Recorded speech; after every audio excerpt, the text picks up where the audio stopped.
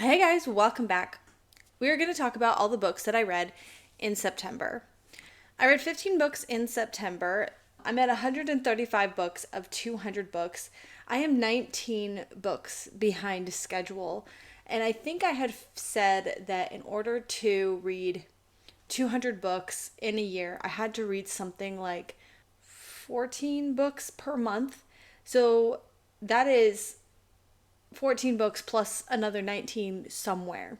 I don't think I'm going to make the 200 books for the year, but that's going to be completely fine. As I said, it was more of a very ideal goal, but I wasn't going to be hard on myself if I didn't make that, because I do realize that number is quite insane. And it is more important to take those breaks that you need from reading sometimes than it is to push through books. And sometimes I feel like books that are genuinely good, when you're not in the mood and you push through anyways, sometimes it's not very fair to the book either. So, anyways, we are going to start this off by talking about the two books. I really don't have a lot to say. I'm just letting you know that I read them and where we're at with that, because they are the fifth and sixth books to a series. So, obviously, I can't really talk about them. That is Tower of Dawn and Empire of Storms from the Throne of Glass series. And I will tell you, this is like fifth and sixth books. I did do the tandem read for these two books. So basically, I would read a couple of chapters in one, skip over to the next book, because they do take place in parallel timelines, but they follow different storylines. So to me, they blend together, and I can't tell you which one is number 5 and which one is number 6. It doesn't really matter. I felt like this took me so long to read. I could not find any audiobooks to accompany the reading experience with. And I don't know how well that would work, because I was very adamant of doing the tandem read to a T, the physical books. I'm really glad that I did do the tandem read, but I feel like it was more of a nuisance than it was advantageous to the reading experience, just because it felt really rocky having to jump back and forth. I believe it was Empire of Storms was a lot more exciting and engaging than Tower of Dawn. And most of the book kind of drags on. In other books, he has like his own character, like his own chapters as well, where we just jump over to what is happening in his corner of the world. And in all of those, it's the exact same emotion and feeling and excitement of reading his chapters. They're just boring. There's a new character introduced in this book, and she's basically the only reason I got through this book, I think, because she was a lot of fun to get to know. The next book I read is The Trial of Lizzie Borden, A True Story by Kara Robertson. I ended up reading this book to satisfy a prompt for my library's reading challenge for a courtroom drama. And this is a nonfiction about Lizzie Borden. I feel like at least everyone knows who she was. I might be overestimating if everybody knows who she is. I think because this is a little bit close to home to me, because my husband is, I married into the Borden family, who are actually descendants from Lizzie Borden. They're also descendants of the Borden Dairy Farm, which back in the day, the original founders of the Borden Dairy Farm have since sold that farm. But I think that might be important to this, which I'll explain in just a minute. If you don't know, Lizzie Borden lived during the late 1800s. She lived with her mother and father.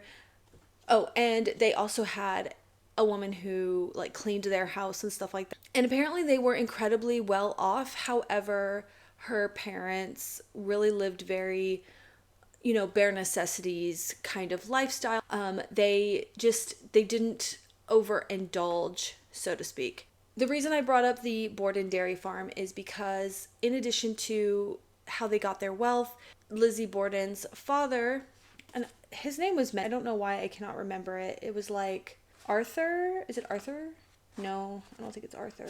Willie? No, that's William. Because I did read this like towards the beginning of the month. Something happened to her mother, and her father remarried. I guess Lizzie and her stepmother never really got along very well. She also was 36 not married and still living with her parents. Like, she was kind of considered like an old spinster in those days. One day, I guess her and her father get into a disagreement. Pretty sure it had something to do with money. And so then it wasn't long after this disagreement that Lizzie comes home one day and finds her father and her stepmother brutally murdered. Okay, so there is a rhyme. And I also forgot to mention this took place in Fall River, Massachusetts in 1892. There was a rhyme based off of this crime, and it said, Lizzie Borden took an axe and gave her mother 40 whacks, and when she saw what she had done, she gave her father 41. So this book takes you through the entire investigation, all of the testimonies and interviews, interrogations. So this was an incredibly fascinating story. It's really crazy and unhinged. I would say that the reading process of this book was fairly dry though, and I was going to unhaul this book, but then I thought I should keep it. This book actually has quite a lot of photos. I wonder if my husband maybe would want to read this, or my kids would want to read this sometime in the future. So I will be keeping it. I ended up picking up the audiobook to kind of help me through this story. And I feel like if I had not picked up the audiobook, it would have been a little bit more challenging because, as I said, the narrative style is nonfiction. That's not what I usually read, and I felt that it was kind of dry. It was also incredibly well done, well researched, and a lot of really good information was in here. Anyways, that was The Trial of Lizzie Borden. The next book that I read was Spellcaster by Claudia Gray. This is something I've been really craving to read, more witchy books, autumn feeling books, and this one came up to be checked out on audiobook, and it just looked really good. So this is about a new girl in town named Nadia, who is descended from witches. She winds up in this town because something happens to her mother, and her mother ends up passing away before she can tell her anything useful about what it is to be a witch. So when she goes to this town, she ends up sensing this really dark magic from the moment she arrives in town. Mateo has lived in this town all of his life. He believes that his family is cursed. Everyone has said his family is cursed, and for the longest time he didn't believe it until something happens and he's like, it's the curse. I will say that this was not a great book. In fact, if it wasn't for my notes, I don't know that I could 100% recall everything that had happened in this book. It is pretty cliche, it's pretty cookie cutter, young adult paranormal fantasy. But during the time I was actually reading this book, I did find it really entertaining. It had some familiar feels and vibes to Castor Chronicles. And I guess the characters were fairly simple as individuals, but together their story was pretty interesting and fun. I'm going to go ahead and read you my Goodreads review because that was written right after I had finished the book. So I ended up giving it a 3-star rating on Goodreads, and my review says, definitely fits the young adult cookie cutter style of book with mean girl, fast and furious bestie relationship, insta boyfriend material, and info dumping the magical system, but I still enjoyed this book. I did feel there were some interesting twists and turns. I love the small town and family secret curses and mistaken identity or stolen identities. And I was not expecting the ending. It definitely leaves off on a cliffhanger that has you needing to pick up the second book to find out what happens next. This is probably more of a 3.5, I guess. So yeah, actually, like, as I said, I feel that it's unfortunately a little bit forgettable. Now that I reread my review, I was like, that's right, the mistaken identities. I was really eating that up at the time. But again, as time passed, I completely forgot about it. The next book I read was Becoming Jen by Laura Goldstein. And I read this for a Read It or Unhaul It challenge where I had picked about 5 or 6 books. And I thought that this one was going to be at the very bottom of the list. I thought that I was probably not going to like it and I was going to DNF it. And surprisingly enough, the opposite occurred. I ended up really enjoying this one and DNFing all the rest. So I really do love doing those challenges. If you'd like to see that video, I will try to remember to leave it up here in the cards or link it below. But I do plan on doing some more of those. So if you'd like to subscribe, be notified when I do those. So Becoming Jinn. This is the first of like a genie folklore style book that I have ever read. So this follows our main character who discovers that she is a genie in this world. She already knows she will come into her powers at her age because her mom and all of her mom's friends are all genie as well. And then her and her childhood friends are like meant to be together as a really close friend group when they all turn 16 to become jinn as well. And then at that point, they kind of learn how to be jinn by their mothers, and they get to go out into the world and start granting wishes. Obviously, they need to remain secret, but this lifestyle is incredibly difficult for our main character. She has some human friends, a human love interest, and her group of girlfriends, they have become estranged, and she really just doesn't want to be a jinn. She doesn't want her life to change. So we kind of go through this coming of age story and how she confronts those issues and how she learns to be jinn and how much more challenging it is than she imagined.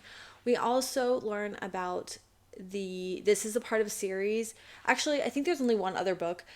We also kind of get to know a little bit more about the political system and that there is potentially a corrupt society behind the jinn that we will obviously get into in book 2. So I'm really undecided. I think if it becomes convenient, I will pick up the second book, but I did really enjoy this book. I thought it was really unique, and it had a lot of things that were different from a lot of young adult fantasy. For instance, the relationship with her family. A lot of young adult books, they really kind of find different plot devices to estrange our main characters from their parents and their family, to kind of give them that freedom to go out and get into all these situations, but that this is very like family centered, and I thought that was really cool. Yeah, I really enjoyed this book. It was such a surprise, I would say. I keep thinking that this year is so funny because it's so inadvertently, it's not planned at all, but sometimes I get into these things where, like, I think earlier this year, I realized I kept picking up books that had a very unique narrator that was not human. One was like a typewriter and one was an octopus. And it was just so accidental, but like, and then there was another month I realized I kept reading books by the same author. And here we are again. I've been picking up a ton of books by this author, Silvia Moreno Garcia, and I have read 2 of her books, but I actually have 2 more checked out, but we'll talk about those later. But yeah, this has been like the month that I have been reading and catching up on all of Silvia Moreno Garcia's books, which I was so hyped up for because I absolutely loved Mexican Gothic. And I also, after that, I had read Certain Dark Things, and it was like so different than Mexican Gothic, but also so good. And I read The Daughter of Dr. Moreau. I really enjoyed that. And so I was really excited to pick these up. This one I had on my shelves for a while. This I read for female detective lead story. And then this one I actually read for an extinct civilization prompt. So they just fit perfectly, and it was really exciting. And then what are the other 2? Oh, I checked out Silver Nitrate, and I checked out another one. Anyways, I was very excited. I considered Silvia Moreno Garcia a favorite author. She is an auto-buy author because of the first 2 books I read. Unfortunately, everything since, which I have read these 2 and recently 2 other books, which I didn't even finish, They're all incredibly disappointing, and we're going to talk about it. So, Velvet is the Night by Sylvia Moreno Garcia. I can't tell you what this is about from my own words, so I'm just going to read you the insert. 1970s Mexico City, Maite, Matt, is a secretary who lives for one thing, the latest issue of The Secret Romance. While student protests and political unrest consume the city, Maddie escapes into stories of passion and danger. Her next-door neighbor, Leonora, a beautiful art student, seems to live a life of intrigue and romance that Maddie envies. When Lorena disappears under suspicious circumstances, Maddie finds herself searching for the missing woman and journeying deeper into Leonora's secret life of student radicals and dissidents. Meanwhile, someone else is also looking for Leonora at the behest of his boss, a shadowy figure who commands goon squads dedicated to squashing political activists. Elvis is an eccentric criminal who longs to escape his own life. He loathes violence and loves the old movies and rock and roll. But as Elvis searches for the missing woman, he watches Maddie from a distance and regards her as a kindred spirit who shares his love of music and the unspoken loneliness of his heart. Now, as Maddie and Elvis come closer to discovering the truth behind Leonora's disappearance, they can no longer escape the danger that threatens to consume their lives, with hitmen, government agents, and Russian spies all aiming to protect Leonora's secret at gunpoint. So I guess I should have known that potentially this subject matter just is not really my cup of tea to begin with, and maybe that is my fault 100%. I do remember thinking that the beginning was quite interesting because the main character, Maddie, is kind of unhinged. You get into her inner thoughts and everything, and she is deceptive. And as she said, she's envious of her neighbor. Like, the thoughts that go through her head are kind of funny, and I did really kind of enjoy that. But then as we got deeper into the novel, we were introduced to these characters who at first, I feel like Leonora was also kind of interesting, and because of how unhinged Maddie was, I was like, oh, this is gonna be interesting. But it just was not. I lost interest in that whole storyline. I forgot that Leonora had this big secret we were hiding. I think she was holding something. I don't know. Everything was just kind of oh, that's kind of interesting. But there was a point where it just became mind-numbing, and this is not even a long book. So that was incredibly disappointing. Velvet is the Night. The next one is Gods of Jaden's Shadow. This is a Mayan myth retelling. So our main character's name is Cassiopeia, who accidentally awakens the Mayan god of death. Their lives become bonded, and they have to go on this adventure to retrieve his throne from his brother. So then their lives become bonded, and that is like to up the stakes. If he dies, or if something happens to him, then she dies as well. I don't, whatever. It is what it is.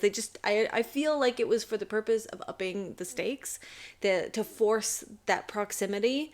But anyways, so now he requests her help to retrieve his throne from his brother who stole it from him. So they go on this adventure, and while that is going on, we are getting this historical rundown of this Mayan mythology, and then of course Cassiopeia starts feeling a thing for this god of death. I really did not like this book. I can appreciate that Sylvia Moreno Garcia, is writing a Mayan mythology retelling, because I feel like for a lot of modern readers, that is a very educational kind of avenue into culture, and I really think that this trend of taking old myths and stories and rewriting them with modern characters and things like that is so cool. It is so important. It is a window into myths from around the world, but I just don't think that she did it very well. It's definitely a new, fresh starting point. I can't tell you how many thousands of Greek myth retellings.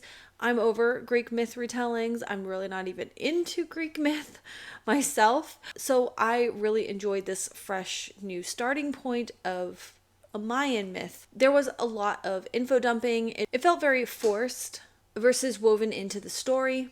Info dumping isn't inherently bad.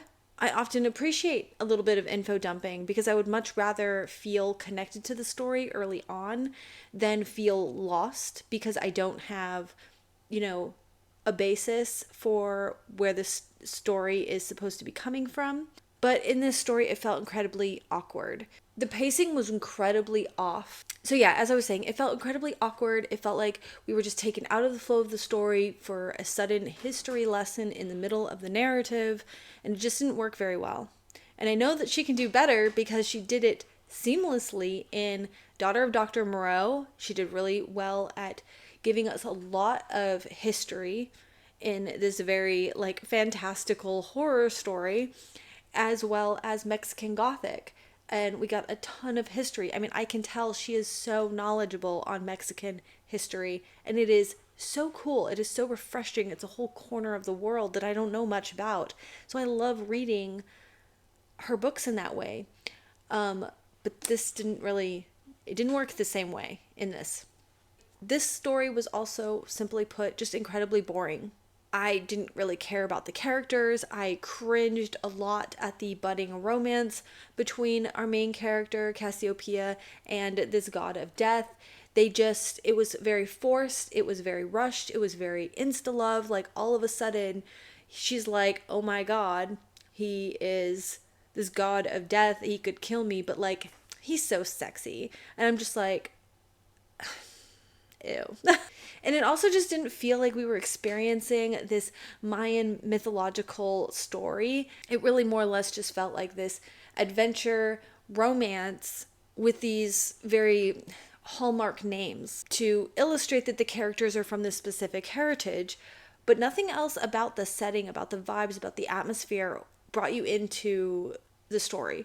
So, yeah. The next book I read was The Woman in the Library by Solari Gentile. This book satisfied a prompt to read a book that had woman or girl in the title.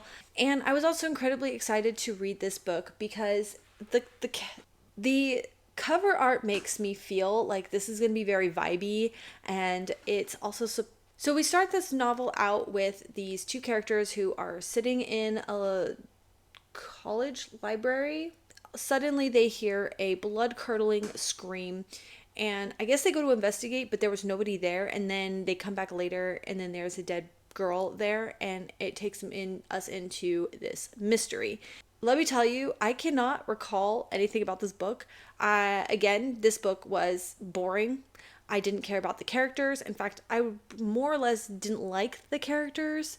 Was incredibly forceful. We have this group of characters who haven't met until they're brought together because of this murder, and then I guess they kind of discover who is targeting somebody. They just jump right into these coupling pairs where this one character starts sleeping with another character, and I just feel like it's a lot more about that than it is about the mystery, and I was just so bored to tears. This did not work for me at all. The next book I read is Warriors #1, Into the Wild by Aaron Hunter. And this book, I do have the book somewhere. It's up in my son's room. I ended up reading this book because I decided to do a challenge with my 13-year-old where we would swap books. He had me read this book, and I had him read The Inheritance Games, the first book in the Inheritance Games. And I ended up reading this book fairly quickly. I ended up reading the audiobook of it, and obviously I just have a lot more time. He gets a few minutes on the bus before and after school to read, and then sometimes at night. I've been really bad at TV off and it's book time. Now you can read a book until you get tired, which this week we are supposed to start implementing that, but I already failed last night, my bad.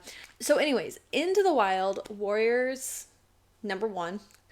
I've called it Warrior Cats because I feel like this is the Warrior Cats series, but he gets mad at me every time. He's like, no, Mom, it's Warriors. Okay. So anyways, this is a middle grade novel. They have a bunch of different series within this world. This was the first series. I think there's 5 or 6 books in this first series, and then there's some other ones. Okay, so one of our main characters is this little ginger cat who kind of reminds me of my own little baby Sora. And, well, he's not a baby anymore, but I always call him the baby or the kitten, even though he's not anymore. But he used to be a kitty pet, which is different from the other cats who live in the wild. And this kitty pet leaves, or I forget I'm really bad. I've really kind of forgot what exactly happened, but he's no longer a kitty pet. He goes into the wild and he starts hunting, and then he is abrasively told that you can't hunt here. What are you doing? And so he is then brought into the fold of the way the wild cats live. And then there is this quite interesting and complex political system with these cat clans, and then these clans have these meetings and they come together, and then there's this one clan who wants to take over some of the other clans. And I gotta give it to Erin Hunter. She has created a really dynamic world for these cats and for these middle graders to read from. And I was actually very surprised at how well written it was as well. She uses a lot of language that I would say is, like, it's not basic. I feel like when it comes to descriptive language and the flow of the story and the cuteness and the way the cats are explained, the way that they move and their body language and how they interact, like, I feel like she is an expert on cat behavior or something. And it was just incredibly well done. That was Into the Wild. And hopefully we will end up finishing that vlog. I might end up having to abandon that project or something because I have clips on my computer and I have clips on my phone. And I used to be able to move the clips onto my computer, but the last time I tried that, it like didn't work because I do have an Apple and Microsoft devices notoriously don't like to work. So that's incredibly frustrating. One of these days, when my Apple dies, I'm going to switch over to an Android. The Google system, the Android, the Microsoft products, they just work so much better together. I'm kind of over Apple. I love my iPhone. I'm used to it. I've been on an iPhone forever and ever.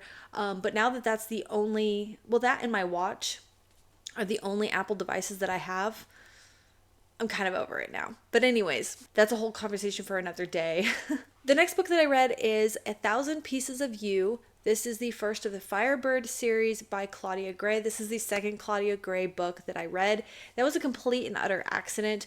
And I actually had acquired the second book of the series a long time ago, and I hadn't realized, they didn't clearly identify that it was part of a series. So I ended up picking up the second book in the series without even realizing that I didn't have the first one. So I did get my hands on the audiobook of this, and it actually worked really great for an alternate history novel. 1,000 Pieces of You is pretty interesting. I really did enjoy it. And I actually remember checking this book out a few years ago when I first acquired the second book, and the first time I listened to it, I just could not connect to it as much as I tried. But I finally gave myself over to the story, for lack of a better description. I finally was able to connect to the story, and it was really fun. The Firebird is actually a device that can help. It's like a locket or something that you wear around your neck, and there's a few of them, and they were designed by her parents. Well, one of her parents, I think it was her father, ended up dying. Her mother gets taken, and so she needs to figure out what happened or something. So she ends up using this Firebird to go into a different dimension, parallel universe. There goes the story. I don't know how to explain the story even more, but that's basically what the premise of the story is. And I have to say that I really enjoyed the characters. I really enjoyed the setup. I feel like so our main character has these two individuals in her life. One of them she thinks is a loyal friend, and another one she feels she doesn't know very well. He makes her a little bit uncomfortable. He's a little suspicious. She can't put her finger on why that is. And then I feel like the relationship dynamics and all that were just interesting. They were different and maybe potentially a little bit predictable, but the journey that we go on is still really fun. It's adventurous, fast-paced, and I enjoyed this book.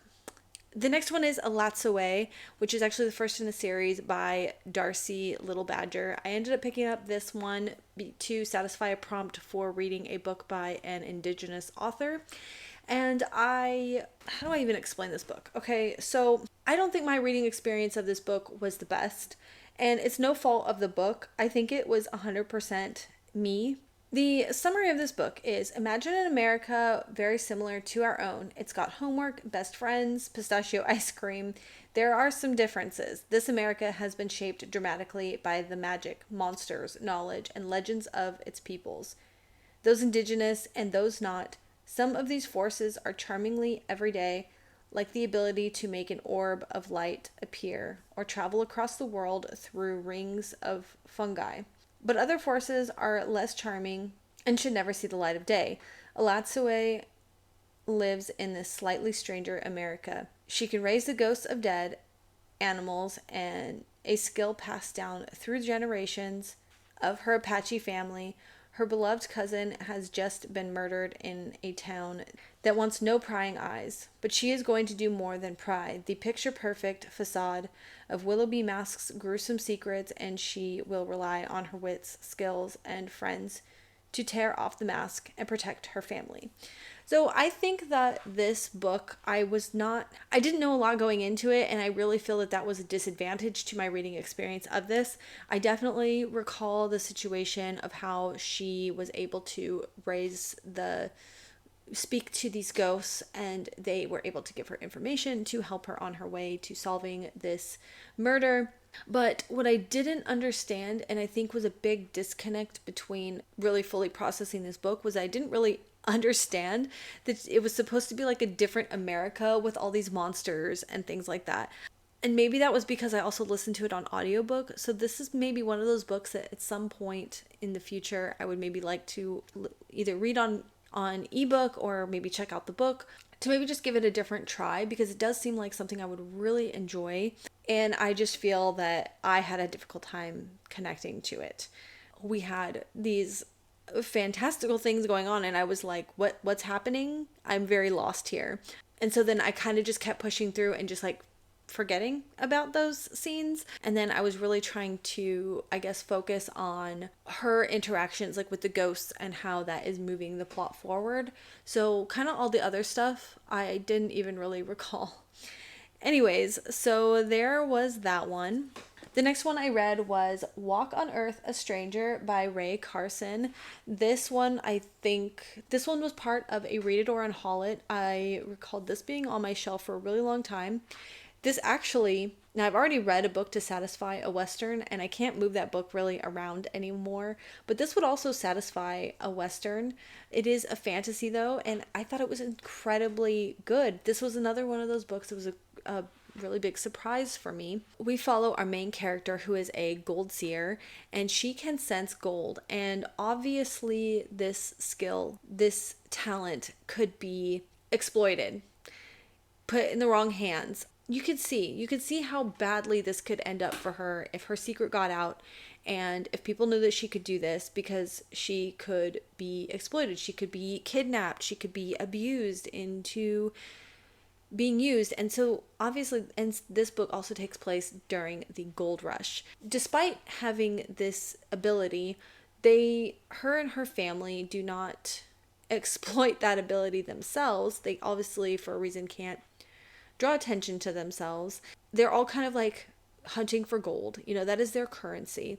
And her father does have a little bit of a nest egg hidden away. And one day they are under attack, and her family dies, and she is left alone. She has a house and she has a horse, a couple of horses and boyfriend that she really likes, a man in her life. And so when this attack happens, everything that she knows changes. Then they send away for this uncle. They call him uncle. I don't think he's actually related. Maybe he is related. Yeah, they send away for this uncle. And as far as she knew, this uncle and her father were very close. In this time period too, women can't really own things by themselves unless they are truly 100% alone. There is no one else to step in and claim things. They should get married or have the next male kin basically assume ownership of everything. And also therefore make decisions for her. So in cahoots this uncle. Wait, that is way too much information. Let's backtrack. It's kind of difficult to not spoil this book because it is so good. Overall, I really enjoyed this book. It's the first book in a trilogy. I've actually checked out the second book to read this month on Hoopla. This book, despite it being a fairly large book, it's a little over 400 pages, so it's kind of a decently sized book, but it is fast paced. It's an adventure. A lot is happening, and our main character, because of things that happened, she decides that she must go west and follow everybody else west to find gold. I felt that they just did this so incredibly well. They really captured what the gold rush was like, what the journey west looked like. And it is long and grueling and dangerous. And the things that you think, like all the different dangers that could arise from a journey like this, and being poor and being robbed, and all of these things are in this book, and I just thought it was so incredibly well done. So I grew up in California. Obviously, the whole gold rush in California, it's a really big deal. If you were in elementary school, middle school in California every year, you learn more about the gold rush. And at my elementary school, we had a whole field day where we played out the gold rush, and you'd have like the panning for gold, and you learn about covered wagons and all these things. And so I guess I just feel that this is so incredibly nostalgic for me as well. So I really enjoyed this book. I haven't decided if I am going to unhaul this book, because the idea was read it or unhaul it. And then if I read it, I still feel like, would I read it again? Maybe I'll unhaul it. But now that I'm like recalling and talking about this book again, I still I'm just having those nostalgic feels, and I kind of just like want to hold on to the book. We got 3 more to go. The next one is Jacoby by William Ritter, and this one I had acquired. I heard that it was going to be so good. On the front, the blurb says Sherlock Holmes crossed with Buffy the Vampire Slayer, and I was like, say no more. It had been on my shelf for a while. I did do this as a read it or unhaul it challenge book. Before I start ragging on this book and telling you why it's bad, let me just start with telling you what it's about. Newly arrived in New Fiddleham, New England, 1892, and in need of a job, Abigail Rook meets R.F. Jacoby, an investigator of the unexplained with the keen eye for extraordinary, including the ability to see supernatural beings. Abigail has a gift for noticing ordinary but important details, which makes her perfect for the position of Jacoby's assistant. On her first day, Abigail finds herself in the midst of a thrilling case, a serial killer on the loose. The police are convinced it's an ordinary villain, but Jacoby is certain that the foul deeds are the work of the kind of creature whose very existence and local authorities, with the exception of the handsome young detective named Charlie Kane, seem adamant to deny. So, obviously you can see the parallels with Sherlock Holmes' story. And I definitely give it to that. If you want like a very reminiscent of Sherlock Holmes, England, but with fantasy elements, this is a good book for you. I felt bored with this. I didn't like it. I didn't really connect to the characters. I felt that it was more silly, and I think I feel really burned by the fact that they tried to compare it to Buffy the Vampire Slayer, and there was absolutely no parallels to Buffy the Vampire Slayer whatsoever. And I'm just like, what are you doing? And I guess in another blurb, somebody said that it was compared to a completely different book, and so it got me wondering about these blurbs. Like, there's a lot of books I picked up because it is compared to another book that I have read that I really enjoyed. And I'm just like, are they just throwing phrases out there that will get people to pick up the books? They must obviously be doing that and not really thinking like they're going to be disappointed if they don't get that vibe. Take these with a grain of salt. That's all I'm saying. I think it didn't really become a big deal except for the fact that I read this book, and I was just like, this was so incredibly boring. I did not care about anything about this book. And so then I started just being extra critical and picking apart even more. And so that's where that extra criticism comes in. But this was incredibly boring. I did read it, so I'm glad that I read it, I guess. And I'm going to unhaul it now. The next book I read was Pachinko by Min Jin Lee. I've had this book for a long time. I was just expecting this beautiful, epic story. So this is this epic story of 4 generations of this Korean family through their poverty and trying to hang on to their destinies. And I think that in briefly says Pachinko is a story of love, sacrifice, ambition, and loyalty, from the bustling street markets to the halls of Japan's finest universities to the pachinko parlors of the criminal underworld. Lee's complex and passionate characters, strong, stubborn women, devoted sisters and sons, fathers shaken by moral crisis, survive and thrive against the indifferent arc of history. Okay, so my feelings on this was, first, I think that I had it really hyped up in my mind. I thought it was just going to be this beautiful, epic story, difficult story of the hardships of what it's to be Korean. So it definitely gave you insight into the Korean lifestyle, Koreans living in Japan. As a whole, this is such a long, long book. And there definitely was a point about midway through, probably towards till the end, where I just felt bored. And that was very unfortunate. And the last book I have to talk about is a book called The Eyes Are the Best Part by Monica Kim. And this was something else. So I've been seeing this book around because it's a horror novel, and getting closer to Halloween, I was like, yes, this is the best time. This follows this Korean American, it's a mother and her daughter, and the story, the hardship of when they immigrated to America and worked up to having a lot of things, and then the hardship that they suffered when that hard work fell through and they started having financial troubles again. Their father could not cope, and so he just left. This is incredibly disruptive to their family. Let's just say that this traumatic experience of their father just upping and leaving creates this downfall. Our main character's mother also gets a new boyfriend. You know what? I don't want to tell you anything else. I will say though, it gets graphic. There are very descriptive scenes of the texture and consistency and experience of eating eyeballs. I do think that you need to know that, because if you are squeamish at all, this might be too much for you. And I am typically a pretty squeamish person, but I'm kind of all about the gross body horror books and things like that. So yeah.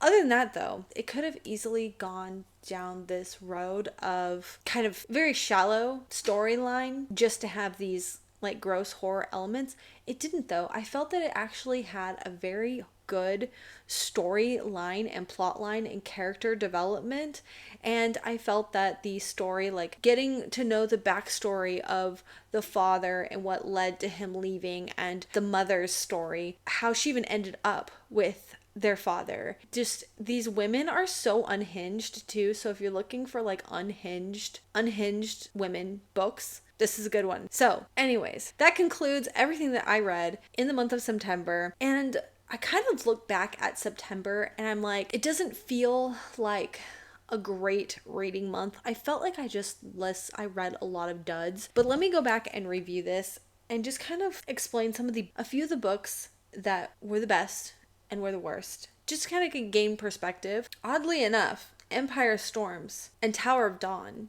were not the highlights of the month. Those felt so tedious, but they were necessary to completing the series, but they weren't highlights. I think I really loved how surprising Becoming Jin was. I don't think that that's necessarily a highlight though. The worst books were Velvet Was the Night, Gods of Jade and Shadow, Woman in the Library. Those were like really low points of this past month. It was and Jacoby was very disappointing. A Thousand Pieces of You was a surprise. Walk on Earth a Stranger, I really enjoyed that one. That one was a highlight, as well as The Eyes Are the Best Part was a highlight of this past month. So yeah. Anyways, I feel like this past month was just a very strange. Thank you all so much for watching. I hope that you enjoyed this wrap up. I hope that you made it to the end, because I know this was an incredibly long journey. And thank you all so much for watching. We'll see you soon. Bye.